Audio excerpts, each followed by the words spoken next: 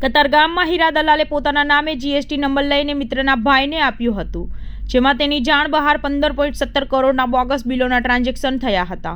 મિત્રે હાથ ઊંચા કરતા હીરા દલાલે ક્રાઇમ બ્રાન્ચમાં ફરિયાદ આપી હતી. આ કેસની તપાસ ઇકોસેલને સોંપવામાં આવતા ઇકોસેલની ટીમે તાત્કાલિક તપાસ હાથ ધરી હતી અને ઠગ એવા મનોજ કેવડિયાની ધરપકડ કરી. તો આ કેસમાં 5 સામે ફરિયાદ પણ નોંધાઈ છે. અમારા એક અખિલ શેખલિયા કરીને અરજદારો તો એણે અરજી આપી હતી.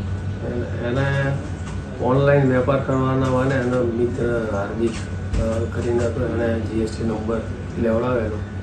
પછી જીએસટી નંબર એણે એનો પાસવર્ડ આઈડી એની જોડે રાખી લીધો અને વેપાર કરવાની વાત કરેલી. એણે પછી એક બીજો આરોપી છે ભાવેશ ઉર્ફે મૂસો, એને આપેલું 20,000 ભાવેશે આપવાની વાત કરેલી.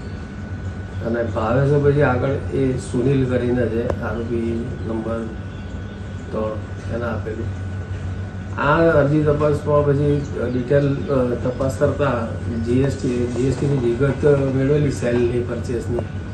તો જે વેપારીઓને આ લોકોએ બિલો આપેલા એ વેપારીઓની પૂછપરછ કરતાં વેપારીના બિલ મનોજ કરીને આરોપી આપેલા એ મનોજની અટક કરવામાં આવેલી, એના રિમાન્ડ મેળવેલા. અને બીજો આરોપી જે છે હાર્દિક, જેણે અરજદાર પાસેથી જીએસટી નંબર લીધેલો, એને બી આજે અટક કરેલો.